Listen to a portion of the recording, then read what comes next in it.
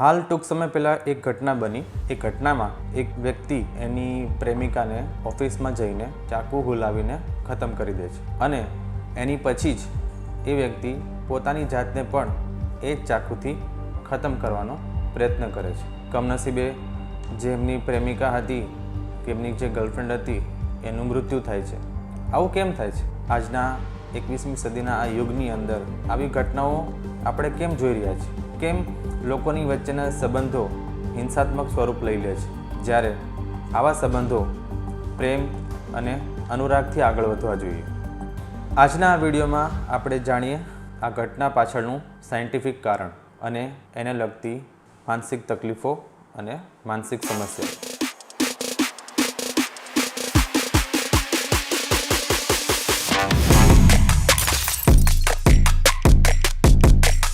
મારું નામ ડૉક્ટર ઋષિરાજ જોશી છે। હું સાયકેટ્રિસ્ટ છું અને હાલ હું એઝ એ કન્સલ્ટન્ટ પ્રેક્ટિસ કરું છું। મિત્રો, આ જે ઘટના બની એની પાછળ ઘણા બધા કારણો જવાબદાર હોઈ શકે છે।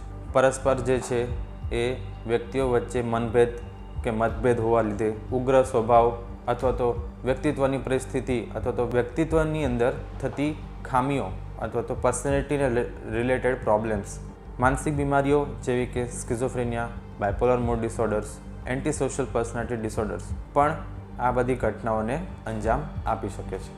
જેમ આપણે આ વિડીયોમાં જોયું કે વ્યક્તિ જે છે એ કહેવા પ્રમાણે કે એની પ્રેમિકાને ખતમ કરી નાખે છે અને એના ખતમ કર્યા પછી એ પોતાની જાતને પણ ખતમ કરવાનો પ્રયત્ન કરે છે। કાર્લ મેનિન્જર નામના એક સાયન્ટિસ્ટે ખૂબ સરસ મજાની બુક લખેલી છે, જેમાં લખ્યું છે મેન અગેન્સ્ટ હિમસેલ્ફ, એટલે કે સુસાઇડ એટેમ્પ્ટ કરવા માટે માણસને એક માનસિક શક્તિની જરૂર પડે છે અને ઘણી વખત કોઈ બીજા કારણોસર આ ઘટનાને પૂરું કરવા માટે એને એ તાકાત એ ઘટના પછી જ મળે છે।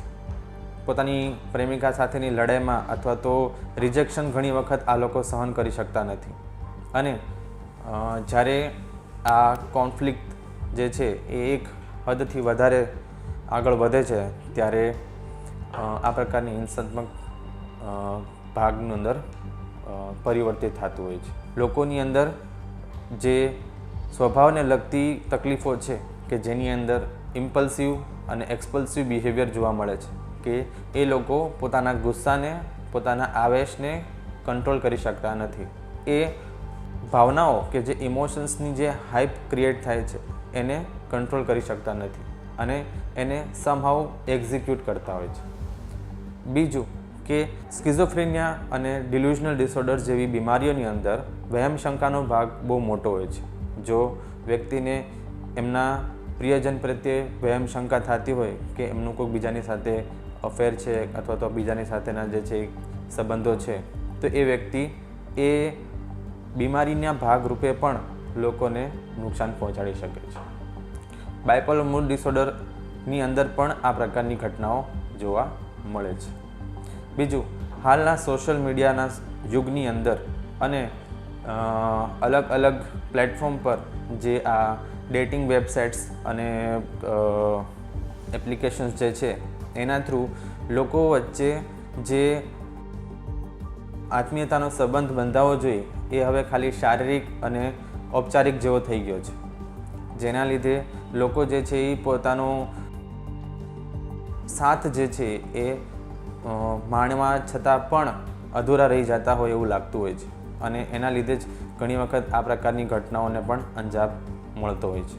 જેમ આપણે આ વિડીયોમાં જોયું એવી રીતે જો વ્યક્તિને એકબીજા માટે ટ્રસ્ટ ઓછો હોય અથવા તો એ ટ્રસ્ટ ન હોવાના લીધે વહેમ શંકાનો ભાગ વધતો હોય છે અને વારંવાર તમને જો વહેમ શંકાના લીધે તકલીફો થતી હોય છે તો તમે માનસિક સારવારની મદદ લઈ શકો છો।